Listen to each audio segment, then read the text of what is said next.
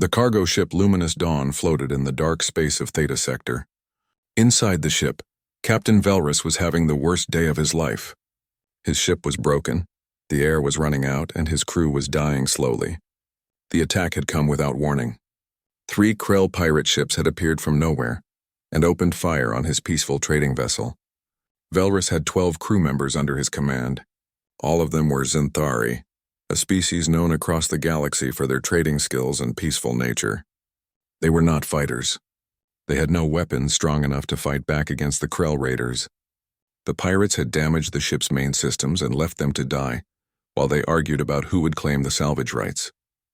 The life support system was failing fast. Velrus could see the oxygen levels dropping on his screen. His second officer had already collapsed at her station. 2 more crew members were unconscious in the cargo bay. The rest were struggling to breathe, their skin turning dark colors that meant they were not getting enough air. Velrus knew that help from the Galactic Coalition would take too long. The nearest Coalition patrol was 3 standard cycles away. That meant 3 days. His crew had maybe 6 hours left before the air ran out completely. He had sent distress calls on all the official channels, but nobody had responded. Most ships avoided this sector because of the Krell presence.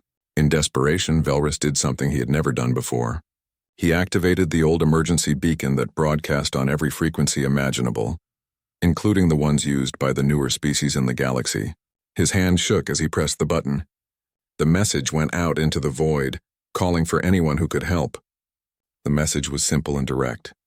It contained their location, the type of ship they were on, how many crew members needed rescue, and the critical information that their life support was failing. Velrus added the words that he hoped would reach someone. Anyone who might care enough to help strangers in danger. The signal traveled through space at the speed of light, reaching dozens of ships in nearby sectors. Most of those ships were too far away to help. Others saw the message and decided that helping strangers in Krell territory was too dangerous. They had their own cargo to deliver, their own schedules to keep, their own lives to protect. But one ship received the message and immediately changed course. The UESS Ranger was conducting a survey mission near the boundary of Theta Sector when the distress call came through. The ship was an exploration vessel from Earth, one of the newer members of the Galactic Coalition. The Ranger was not a warship, but she was built by humans, which meant she was built to survive anything. Lieutenant Amy Carter was monitoring the communications station when the distress call appeared on her screen. She read it quickly, her eyes widening as she saw the critical status of the situation. She immediately brought it to the attention of Captain Jake Morris. Jake was in his command chair, reviewing survey data from their recent mission. He was a tall man with short dark hair and calm eyes that missed nothing. He had been in command of the Ranger for 3 years, and his crew trusted him completely. When Amy told him about the distress call, he did not hesitate for even a second. He ordered the ship to change course immediately. He told the engineer to push the engines to maximum speed. He wanted an estimated time of arrival as fast as possible. Amy looked at him with concern and reminded him that Krell pirates were in that area. She mentioned that Coalition protocols suggested waiting for backup before entering hostile territory. Jake looked at his crew and said something that would define the next few hours. He said that there were people dying out there, and humans did not wait when people needed help. He said it simply, as if it was the most obvious thing in the world. His crew nodded and went to work without another word. Chief Engineer Ryan Hayes began routing extra power to the engines, pushing them beyond their normal operating limits. The Ranger could handle it because human engineers always built their ships with extra capacity for emergencies. Tactical Officer Ben Crawford started running combat scenarios, preparing for a possible fight with the Krell raiders. He pulled up information about Krell ship designs and weapon systems. Medical Officer Dr. Lisa Morgan left the bridge and headed to the medical bay. She began preparing for multiple casualties, setting up beds and medical equipment for injured aliens. She pulled up Zinthari medical data from the ship's database, studying their biology so she would know how to treat them. She had treated many different species during her time on the Ranger, but she reviewed the information anyway because lives would depend on her being prepared. The Ranger accelerated to speeds that would have terrified most alien species. Human ships were known for pushing the limits of what was considered safe. They could handle higher speeds and tighter turns because they were built by beings who evolved on a high-gravity world. The forces that would injure or kill most aliens were normal to humans. On the bridge, Jake studied the tactical display showing the location of the luminous dawn. He could see the 3 Krell ships circling the disabled cargo vessel like predators around wounded prey.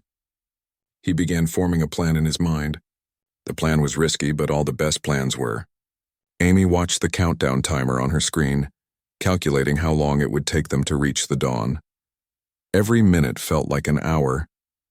She knew that people were dying while they raced through space. She had joined the crew of the Ranger because she wanted to explore the galaxy, but she had learned quickly that exploration often meant being the first to respond when things went wrong. Ben checked and rechecked his weapon systems. The Ranger was not a military ship, but she had weapons for self-defense. Human weapons were different from most galactic weapons. They used kinetic projectiles and explosive missiles instead of pure energy beams.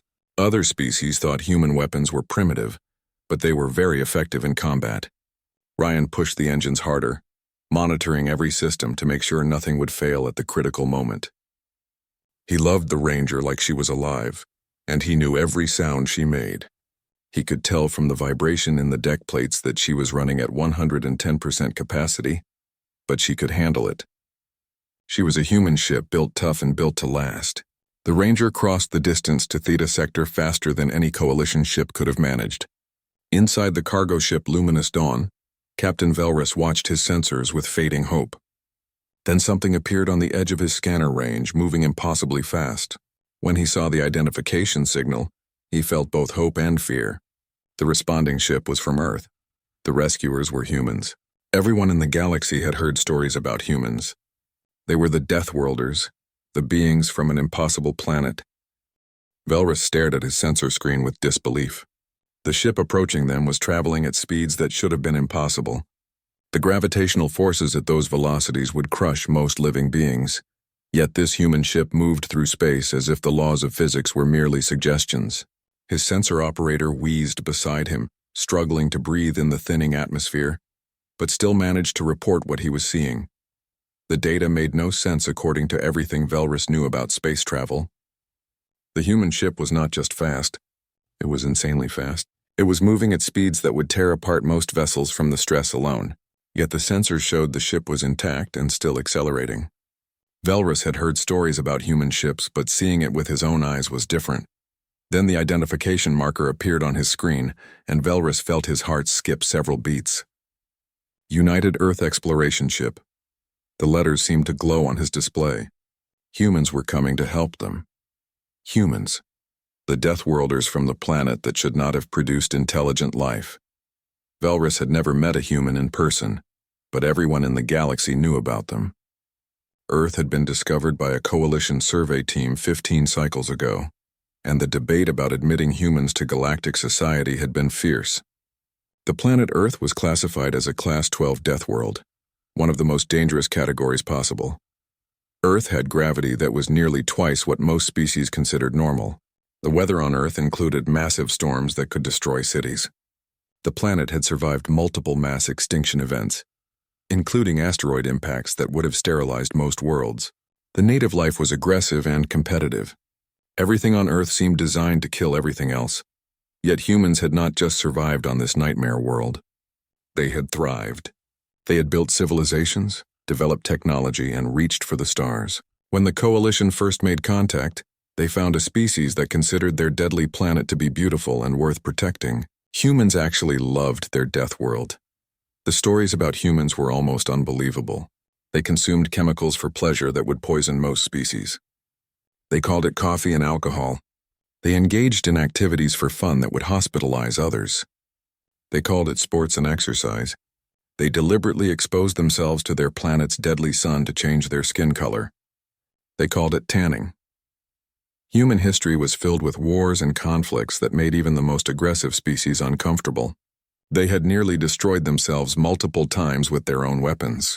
Yet they had also produced incredible art, music, and literature. They had a capacity for both terrible violence and profound kindness. The Galactic Coalition had spent years debating whether to admit humans. Some species argued that Deathworlders were too dangerous to join civilized society. Others pointed out that humans had valuable skills and knowledge.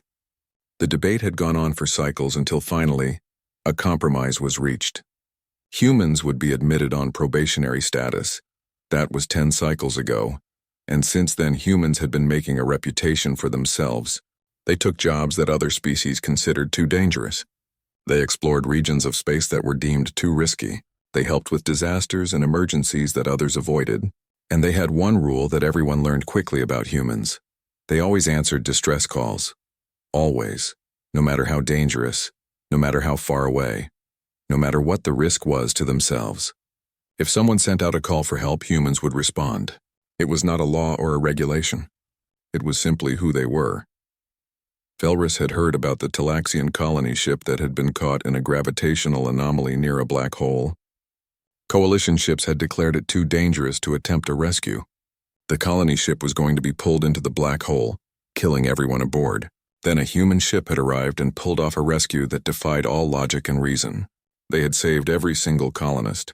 He had heard about the Porvian plague worlds, where a disease had killed millions and was still spreading. Coalition medical teams had helped, but they maintained safe distances and followed strict protocols. Human medical teams had gone directly into the infected zones, working alongside the dying, refusing to leave until the plague was stopped. Many humans had gotten sick. Some had died, but they had stopped the plague. Now humans were coming to save Velrus and his crew. He felt a strange mixture of hope and fear. Hope because humans never gave up on a rescue. Fear because humans were also known for their aggressive tactics and their willingness to fight. The communication panel beeped, and a voice came through. It was a human voice speaking in Galactic Standard with a strange accent that made some words sound harsh. The voice was calm but carried an intensity that made Velrus's scales prickle with instinctive recognition. This was a predator's voice, controlled and focused. The human introduced himself as Captain Jake Morris of the UESS Ranger. He told Velrus and his crew to sit tight. He said they were 3 minutes away. He said he was going to get them out of there. He said it like it was a simple fact, like there was no possibility of failure. 3 minutes. Velrus looked at his sensors again. The human ship was still half a sector away. There was no possible way they could arrive in 3 minutes. It was impossible. The laws of physics would not allow it. Yet something in the human captain's voice made Velrus believe it anyway. His crew looked at him with their large eyes, hoping for reassurance. Velrus told them that help was coming. He told them that humans were responding to their distress call. Some of his crew looked relieved. Others looked more frightened. Everyone knew that when humans arrived, things were about to get very exciting and probably very violent. The Krell pirates had noticed the approaching human ship. They were sending aggressive messages, demanding that the humans leave their salvage operation. Velrus could hear the Krell commander's voice over the open channel, full of arrogance and threat. The Krell thought they could intimidate the humans into leaving. Velrus knew they were wrong. Humans did not intimidate easily, especially not when they were on a rescue mission. The 3 minutes passed like 3 hours. Velrus watched his crew struggling to breathe. The oxygen was almost gone. 2 more crew members had passed out. He himself was feeling dizzy and weak. His vision was starting to blur at the edges. He wondered if the humans would arrive in time or if they would find only corpses. Then the sensors screamed an alert. A ship had just dropped out of faster-than-light travel directly at the edge of the system. The precision of the navigation was incredible. Most ships needed several minutes to calculate a safe exit point. The human ship had done it perfectly on the first try, arriving exactly where they intended. The UESS Ranger appeared on his visual display, and Velrus got his first look at a human ship. It was smaller than he expected, built with angles and lines that looked aggressive even standing still. The hull was dark gray metal, scarred from previous encounters but solid and strong. There were weapons ports visible along the sides. Sensor arrays bristled from the superstructure. The ship looked dangerous. It looked like it was built for fighting and surviving. It looked exactly like something humans would build. The Krell pirates moved to intercept, their 3 ships forming a battle formation. Velrus felt his heart sink. The humans were outnumbered. 3 against 1. Even with human aggression and skills, those were bad odds. He hoped the humans would be able to at least evacuate some of his crew before they were forced to retreat. He had no idea what was about to happen. On the bridge of the UESS Ranger, Captain Jake Morris studied the tactical display with calm focus. 3 Krell raider ships circled the disabled cargo vessel like sharks around bleeding prey. Ben Crawford had already identified each ship type and their weapon capabilities. The Krell were pirates and scavengers, but they were also experienced fighters who had been raiding this sector for years. Amy Carter's voice broke the tense silence on the bridge. The Krell were hailing the Ranger. She put the message through on speakers so everyone could hear. The Krell commander's voice was harsh and aggressive, filled with territorial arrogance. He demanded that the human ship leave immediately. He claimed salvage rights to the cargo vessel. He said this was Krell territory and the humans were not welcome. Jake listened to the whole message without interrupting. When it finished, he looked at Amy and told her to send a response. His voice was still calm, but there was steel underneath the words. She was to tell the Krell that this was now a human rescue operation. The Krell had one chance to withdraw peacefully. Just one chance, Amy sent the message. The bridge crew waited for the response. They all knew what it would be. Krell pirates did not back down from threats, especially not from a single ship. The Krell had 3 vessels, and they had been operating in this sector long enough to feel like they owned it. They would see the human warning as an insult to their strength. The Krell response came in the form of weapons fire. All 3 ships opened fire on the Ranger simultaneously. Energy beams lanced through space, striking the Ranger's defensive screens. The lights on the bridge flickered as power was diverted to maintain the shields. It was the answer everyone had expected, but it was still the wrong answer for the Krell to give. Jake's expression did not change, but something shifted in his eyes. Ben's hands moved across his tactical controls with practiced speed. He reported that defensive screens were holding under the Krell attack. The shields were at 80% capacity and stable. Then he did what every tactical officer on a human ship learned to do very well. He returned fire. Human weapons technology was considered primitive by most galactic standards. While other species had perfected energy weapons that could be fired continuously, humans still used kinetic projectiles and explosive missiles. Galactic military experts often questioned why humans stuck with such old-fashioned weapons. They were about to get a demonstration of the answer. The Rangers' weapons were based on technologies that humans had been perfecting for thousands of years. Railguns accelerated solid projectiles to incredible velocities using magnetic fields. Missiles carried explosive warheads that could be guided to their targets. These weapons did not rely on complex energy matrices or exotic particles. They were simple, reliable, and devastatingly effective. The first railgun volley struck the lead Krell ship's shields and punched straight through. The kinetic energy was so massive that the shields designed to deflect energy weapons barely slowed the projectiles down. The solid slugs hit the hull and tore through armor plating like it was paper. Explosions blossomed along the Krell ship's side as atmosphere vented into space. The second Krell ship tried to maneuver away, but Ben had already locked missiles onto its position. 6 missiles streaked across the distance, weaving through space to avoid the Krell's defensive fire. 4 of them hit their target. The explosions ripped through the ship's engine section, leaving it dead in space. The third Krell ship's commander finally understood what many pirates had learned too late. Humans did not bluff and they did not fight fair. When humans said you had one chance to leave, they meant it. After that chance was gone, humans fought to win and they were very good at it. 2 of the Krell ships were already disabled. The third ship tried to run, but it also did something that made Jake's calm expression turn dark. The fleeing Krell ship fired at the luminous dawn as it retreated, trying to destroy the evidence of their raid or perhaps just acting out of spite. The shots were not aimed to disable. They were aimed to kill. Jake gave orders in a clipped, controlled voice. Ben responded instantly. The Ranger spun in space with maneuvering thrusters that generated forces strong enough to flatten most species against the walls. The human crew barely noticed the gravity shifts. Their bodies, evolved on a high-gravity world, could handle accelerations that would be lethal to others. The Ranger placed itself between the Krell ship and the Dawn. The shots meant for the cargo vessel struck the Ranger's shields instead. More power was diverted to screens. The lights dimmed further on the bridge as the ship's systems prioritized defense. The Krell's final attack died against human shields that were overbuilt and over-engineered because that was how humans made everything. Ben fired again. This time the missiles caught the fleeing Krell ship in the engine section. The ship did not explode dramatically like in entertainment vids. It simply went dark as its power systems failed. The ship began tumbling slowly through space, disabled but intact. The crew would survive to face justice for their piracy. The entire battle had lasted less than 4 minutes. 3 Krell ships disabled by 1 human vessel. It was the kind of combat efficiency that made other species nervous about humans. It was also exactly why humans had been valuable additions to the Galactic Coalition, even if their methods were controversial. Jake did not celebrate the victory. He immediately switched focus to the rescue operation. He told Amy and Lisa to get ready. They were taking a shuttle over to the Dawn.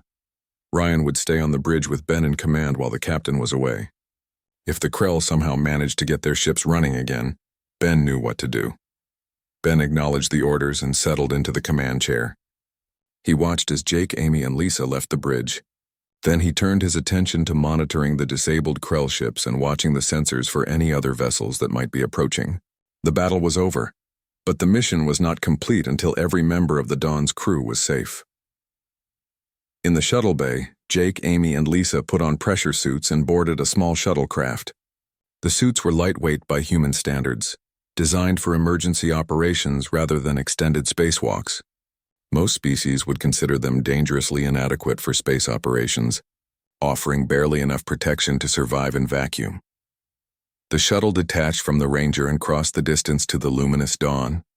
Lisa was already reviewing Xanthari medical data on a portable display, memorizing the important details about their biology. She had treated dozens of different species during her time on the Ranger, but every species was unique. She wanted to be prepared for anything. Amy piloted the shuttle with the same calm competence she showed at the communication station.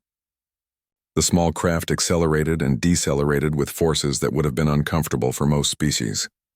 The 3 humans barely noticed. They were focused on the mission ahead. The shuttle approached the Dawn's emergency airlock. Amy maneuvered into position with precision, matching velocity and rotation with the damaged cargo ship. The docking clamps engaged with a metallic clang that rang through the shuttle's hull. Lights on the control panel turned green, indicating a solid seal. Jake checked his suit one final time, then checked Amy's and Lisa's suits as well. It was a habit from his military service days, always making sure his team was ready before going into danger. When he was satisfied, he activated the airlock. The door opened, revealing the darkened interior of the luminous Dawn. Jake went through first, moving carefully in the low gravity. His suit light cut through the darkness, revealing a corridor filled with floating debris. The ship's artificial gravity had failed along with most other systems. Behind him, Amy and Lisa followed, their movements practiced and efficient. They could hear the hiss of air escaping through hull breaches somewhere in the ship. The atmosphere was thin and getting thinner. Jake activated his suit's scanner, looking for life signs. The device, designed by humans to work in the harshest conditions imaginable, quickly located the Dawn's crew.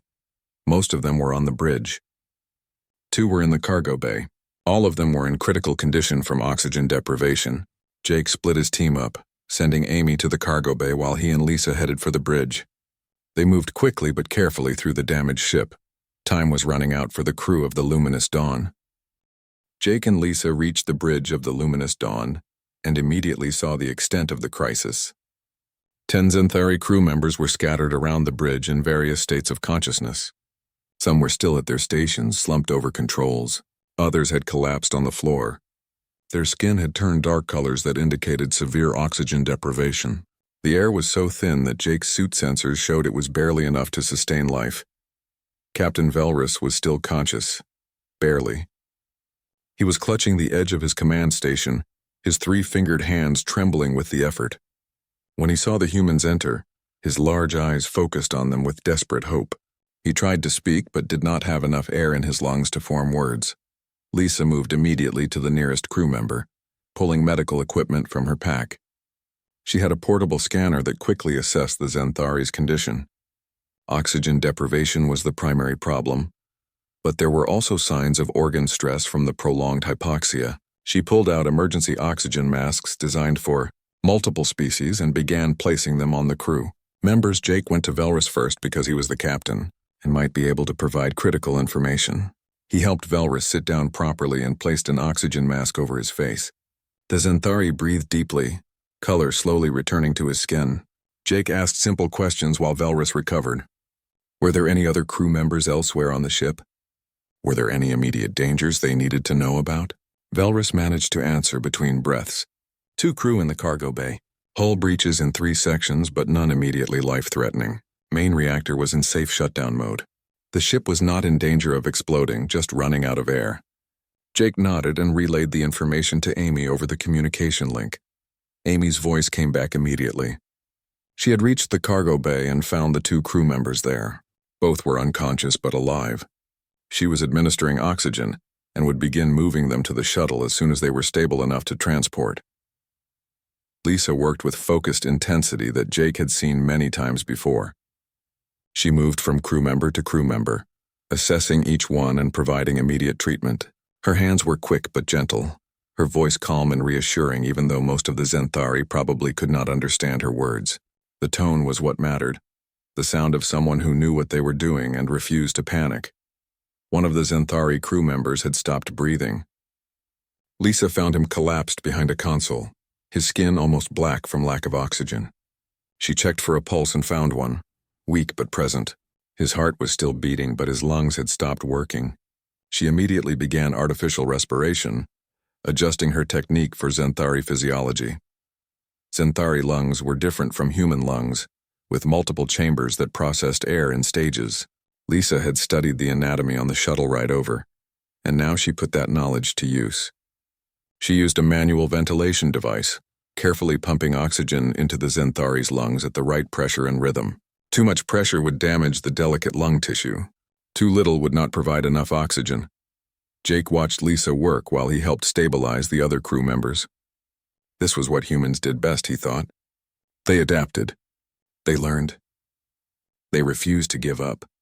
Lisa had never treated a Zenthari in respiratory failure before, but she was doing it now based on information she had learned 20 minutes ago. It was improvisation guided by knowledge and driven by determination. After several long minutes, the Zenthari gasped and began breathing on his own again. Lisa quickly placed an oxygen mask on him and checked his vital signs. His heart rate was stabilizing. Color was returning to his skin. He would live. Lisa allowed herself a small smile of relief before moving to the next patient. Jake began the process of moving crew members to the shuttle. Zenthari were larger than humans and outweighed them by a significant margin. In normal gravity, it would have been difficult for a human to carry an adult Zenthari. But the ship's artificial gravity was offline, and Jake had grown up in Earth's heavy gravity. Moving in 0G with heavy loads was something he had trained for extensively. He carefully picked up an unconscious Zenthari crew member, securing her in a rescue harness that distributed her weight evenly. Then he began making his way back through the damaged corridors to the airlock. The Zenthari massed about 70 kilograms more than Jake, but he moved steadily and carefully, avoiding debris and navigating through sections where the hull had been breached. Amy was already bringing the 2 crew members from the cargo bay when Jake arrived at the airlock with his first rescue. They worked together to secure all the rescued crew members in the shuttle, making sure everyone was properly harnessed and had oxygen flowing. Then Jake went back for more while Amy stayed with the shuttle to monitor the rescued crew. Lisa remained on the bridge, continuing to treat the crew members there. Some were stable enough to move now. Others still needed treatment before they could safely be transported. She worked methodically, prioritizing based on medical need. The most critical cases got her attention first. Those who were stable could wait a few more minutes. Captain Velrus had recovered enough to speak properly now. He watched the humans working and felt emotions that were hard to describe. Gratitude certainly, but also awe and confusion. These Deathworlders were risking their lives for strangers. They were working in an atmosphere so thin it would barely sustain life, in a ship that could break apart at any moment. And they showed no fear at all. Jake made 3 more trips between the bridge and the shuttle, carrying crew members each time. His pressure suit was designed for emergencies, not for extended heavy labor. He was sweating inside the suit, his muscles burning from the effort, but he never slowed down. There were people who needed help, and discomfort was irrelevant compared to that. Lisa finally declared the last of the bridge crew stable enough to move. Jake and Lisa worked together to evacuate the remaining crew members. Velrus insisted on walking under his own power, though Jake stayed close in case the Zenthari captain collapsed. They made their way through the dark corridors of the dying ship. When they reached the shuttle, Amy had already secured all the previous evacuees. The small shuttle was crowded now with 12 Xanthari and 3 humans, far beyond its normal passenger capacity. But human engineers always built in safety margins that could be exceeded in emergencies. The shuttle could handle the load. Jake took one last look around the luminous dawn before sealing the airlock. The ship that had been someone's livelihood and home was now a dark, damaged hull drifting in space. It could probably be repaired, but that was a problem for later. Right now, the only thing that mattered was that everyone aboard was alive. The shuttle detached from the dawn and began the short journey back to the Ranger. Amy piloted carefully, acutely aware of her precious cargo. In the passenger compartment, Lisa continued monitoring the Xanthari crew members. Several of them were conscious now, looking around with wonder and confusion. One of them, a young Xanthari female, asked Lisa a question in halting galactic standard. She wanted to know why the humans had risked their lives for strangers. Lisa paused in her medical work and looked at the young Xanthari for a moment before answering. She said that humans had a saying from their old sailing days on Earth's oceans. The sea did not care about danger or difficulty. When someone needed help on the water, you went to help them. That was the law of the sea. A law older than nations or governments. Space was like the ocean, vast and dangerous and uncaring. The law still applied. The young Xanthari looked confused. She said that such a law would mean risking everything for people you did not know. Lisa smiled and said yes, that was exactly what it meant. The Xanthari asked why anyone would follow such a difficult law. Lisa's smile faded into something more serious.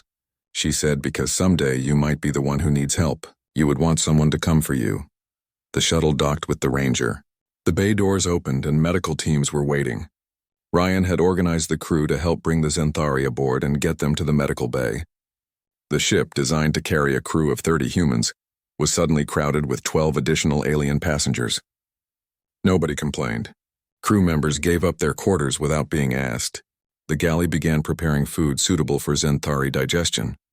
In the medical bay, Lisa and her medical team began comprehensive examinations of all 12 rescued crew members. All of them would survive. Most would recover completely with a few days of treatment. 2 would need more extensive care, but even they would make full recoveries. Not a single life had been lost. On the bridge, Ben reported to Jake that the Krell ships were still disabled and drifting. A coalition patrol ship was now en route to secure the pirates and take them into custody. The patrol ship's commander had sent a message thanking the Ranger for responding to the distress call and for securing the situation. Jake acknowledged the message, but did not feel particularly pleased with himself. They had done what needed to be done, nothing more. The fact that it seemed remarkable to others was more a reflection of how other species operated than how remarkable the rescue had been. Sat in his command chair and began writing the incident report that would need to be filed with coalition authorities. It would be a long report. 3 days after the rescue, Captain Velrus walked through the corridors of the UESS Ranger with growing amazement. He had recovered fully from the oxygen deprivation, as had most of his crew.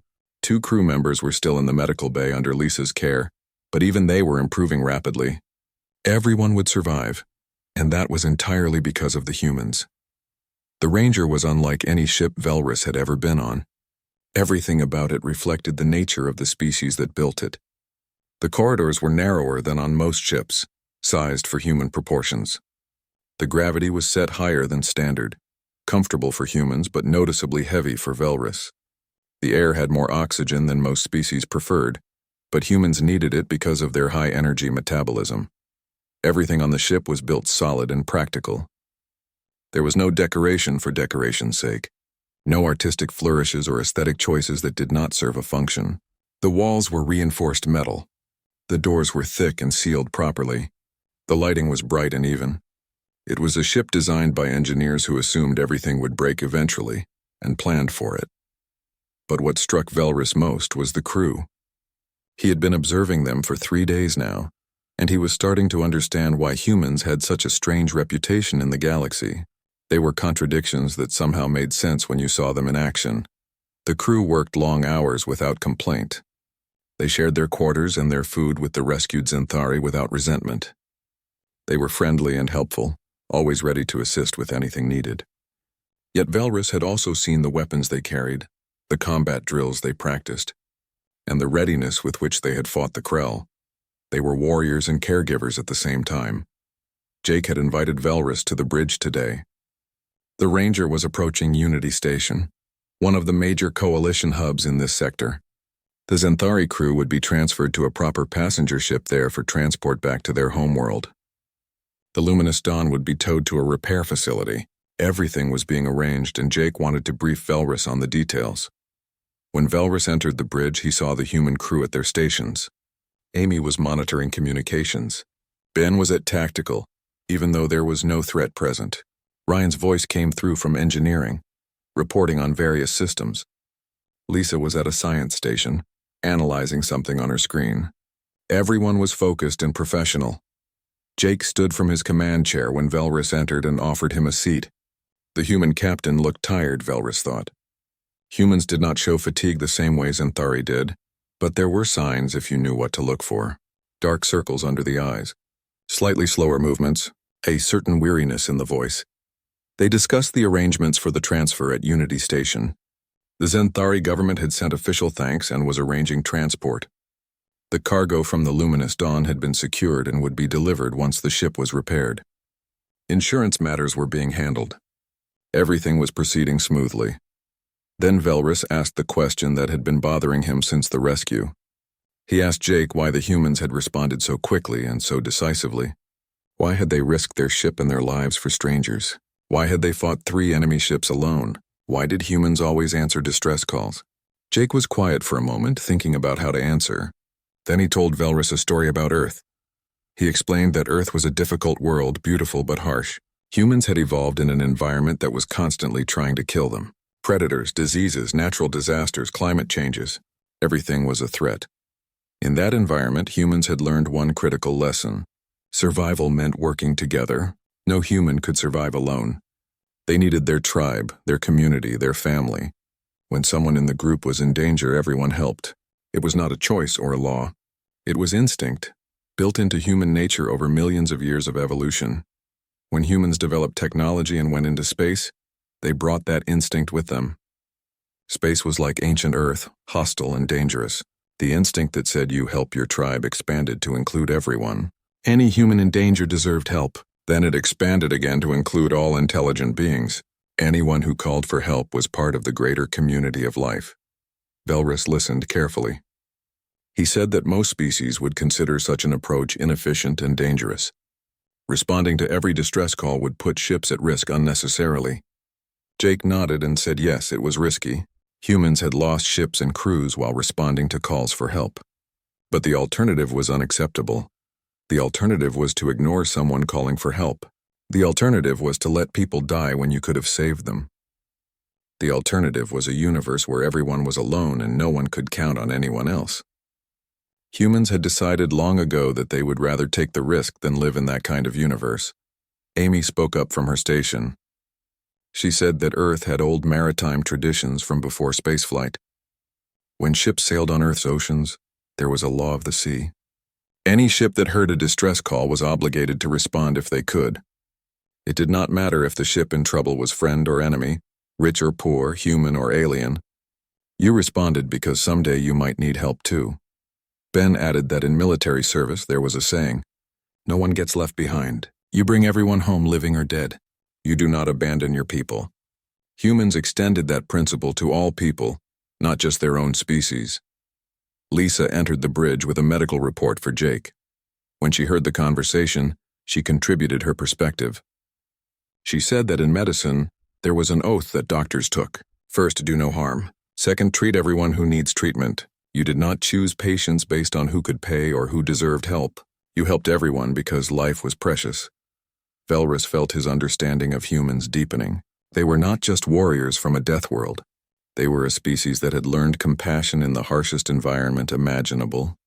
They had learned to value life because they had seen so much death. They had learned to help others because they knew what it was like to need help. He told Jake that his crew owed the humans a debt that could never be fully repaid.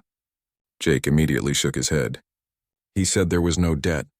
They had done what anyone should do when hearing a distress call. If anything, the Ranger had been fortunate to be in a position to help, but Velrus insisted.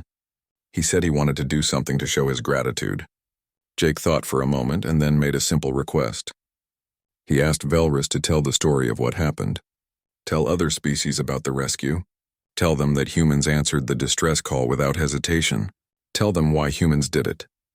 Jake explained that humans were still new to the galactic community. Many species did not understand them, and some were afraid of them.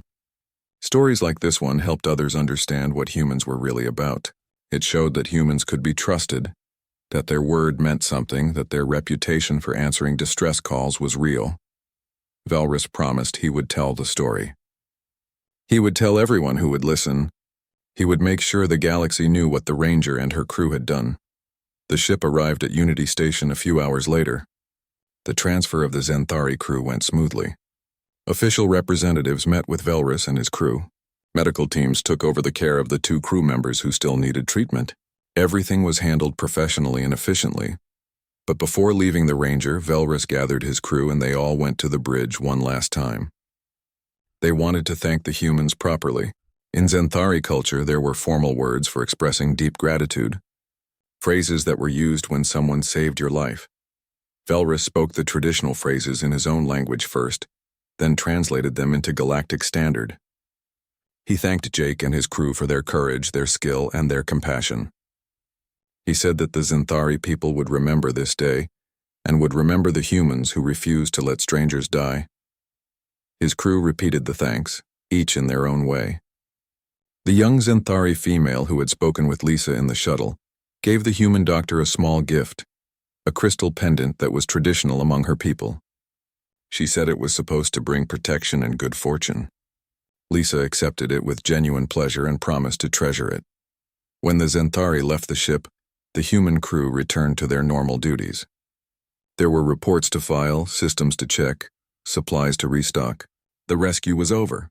It was time to prepare for the next mission, whatever that might be. Jake sat in his ready room finishing the last of the official paperwork. The incident report was complete and filed with Coalition authorities. The ship's log was updated. All the administrative tasks were done.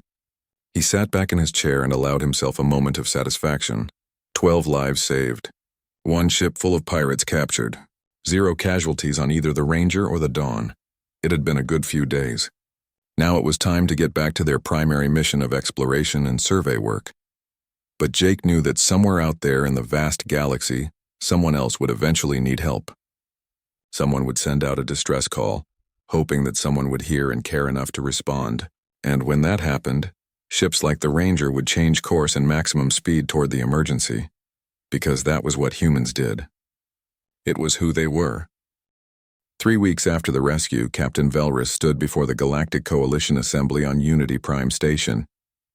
The enormous chamber was filled with representatives from 200 different species, all gathered to hear his official testimony about the Krell raid and the human response. This was not just a simple report. This was history being made. Velrus had spent the past weeks preparing for this moment. He had consulted with his crew, reviewed all the data from the incident, and carefully considered what he wanted to say. The Zenthari government had offered to send a professional speaker to deliver the testimony, but Velrus had refused. This was his story to tell, and he would tell it himself. The chamber was designed to accommodate many different species. The temperature was moderate, the atmosphere was standard composition, and the seating was adjustable for different body types. Display screens showed translations in hundreds of languages. Everything about the space spoke of the Coalition's commitment to unity and cooperation among diverse species.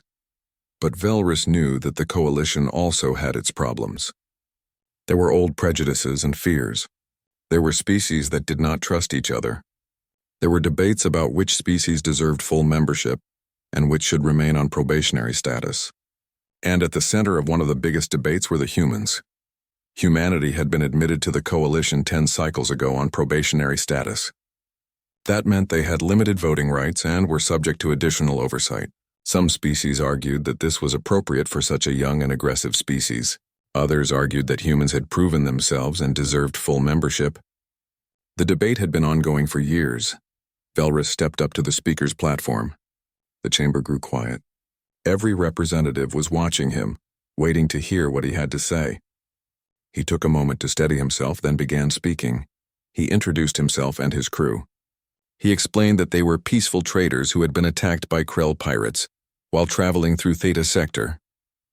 He described how their ship had been damaged and their life support had been failing. He gave specific details about the oxygen levels and the time they had left before everyone would have died. Then he talked about the distress call. He explained how he had broadcast on all frequencies, hoping that anyone would respond in time. He told them about the coalition response time, which would have been 3 standard cycles. He emphasized that by all official protocols and procedures, the coalition response had been completely acceptable.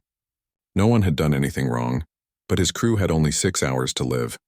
The protocols did not matter when you were watching your crew members lose consciousness one by one. The proper procedures were meaningless when you were breathing air so thin that your vision was going dark. Then he told them about the human ship. His voice changed when he described seeing the UESS Ranger on his sensors, moving at speeds that seemed impossible. He told them about the human captain's calm voice promising to arrive in 3 minutes, when that should have been physically impossible. He told them how the humans had done it anyway. The chamber was completely silent now. Every representative was focused on Velrus as he described the battle with the Krell. He showed sensor recordings of the fight, displaying how one human ship had disabled 3 pirate vessels in less than 4 minutes. He let the data speak for itself, showing the efficiency and skill of human combat tactics. But then he shifted his focus. He told them about what happened after the battle. He described the human captain and 2 crew members coming aboard the damaged ship in lightweight pressure suits that most species would consider suicide to wear in those conditions. He described how they had worked in an atmosphere so thin that most species would have passed out within minutes. He showed medical data from Dr. Lisa Morgan's treatment of his crew. He explained how she had learned Xanthari physiology from a database while flying over in a shuttle, then successfully treated multiple critical cases, including 1 crew member who had stopped breathing. He emphasized that not a single member of his crew had died, despite how critical the situation had been. Velrus paused and looked around the chamber. He could see different reactions on different faces. Some representatives looked impressed. Some looked skeptical. Some looked uncomfortable. He understood why. What he was describing challenged certain assumptions that many species held about how rescue operations should be conducted. He continued speaking. He talked about the 3 days his crew had spent aboard the Ranger while recovering. He described the human crew's generosity in sharing their quarters and their food. He talked about the conversations he had with Captain Jake Morris about why humans always responded to distress calls. Then Velrus said something that made several representatives shift uncomfortably in their seats. He said that the galaxy had been calling Earth a death world since humans were discovered. The classification was accurate. Earth was an incredibly dangerous planet, but everyone had been so focused on what that meant for human capacity for violence that they had missed something important. A death world does not just create warriors. It creates survivors. It creates beings who understand the value of cooperation, because the alternative is extinction. It creates species who help each other because no one survives alone on a harsh world. Earth had taught humans to be violent when necessary, yes, but it had also taught them to be compassionate, because compassion was a survival skill. A representative from the Talaxian delegation stood up. He asked Velrus a pointed question. The Talaxians were one of the species most cautious about fully accepting humans into the coalition. The representative asked how the Assembly could trust a species whose first response to a crisis was to engage in combat rather than seeking peaceful solutions. Velrus had expected this question. He responded calmly but firmly. He pointed out that the humans had given the Krell pirates 1 chance to withdraw peacefully. The Krell had chosen to open fire instead. After that point, the humans had defended themselves and protected the Dawn. Was the representative suggesting that humans should have allowed the pirates to continue their attack? The Talaxian representative sat down without answering. Another representative stood, this one from the Porvian delegation. She spoke more kindly. She mentioned that humans had helped her people during the plague outbreak years ago. Many human medical workers had become sick while treating Porvian patients. Some had died. The Porvian people remembered that sacrifice with gratitude. She asked Velrus to explain his comment about compassion being a survival skill. How could caring about others help a species survive on a dangerous world? Velrus thought carefully about his answer. He explained what Captain Jake Morris had told him. On a difficult world, no individual survives alone. You need your community. When someone in the community is in danger, everyone helps because next time it might be you who needs help. That pattern of mutual aid gets built into the species at a deep level. When humans went into space, they brought that pattern with them. Space was like their ancient environment, dangerous and unforgiving. The instinct to help others in danger activated whenever they heard a distress call. It was not really a choice for them. It was who they were at a fundamental level. Another representative stood, this one from a species that Velrus did not recognize. The alien asked a simple question. If humans were so committed to helping others, why did their own history include so many wars? Why had they nearly destroyed themselves multiple times? This was the difficult question, the one that made many species uncomfortable with humans. Velrus addressed it directly. He said that yes, humans had a violent history. They had fought wars among themselves. They had created terrible weapons. They had made mistakes that nearly destroyed their civilization, but they had also learned from those mistakes. They had chosen to become better. They had decided that their capacity for violence should be directed toward protecting others rather than conquering them. They had taken the lessons learned from their own painful history and used them to become better neighbors in the galactic community. The representative asked if Velrus really believed humans had changed. Velrus replied by asking the chamber to look at the evidence. How many distress calls had humans answered in the past 10 cycles? How many lives had they saved? How many times had they put themselves in danger to help others? He pulled up data showing human responses to emergencies across the galaxy. The Talaxian colony ship rescued from a gravitational anomaly, medical aid to plague worlds, disaster relief after natural catastrophes on multiple worlds, search and rescue operations in dangerous space. The list went on and on. In 10 cycles, humans had established a clear pattern of behavior. Velrus then said something that resonated through the chamber.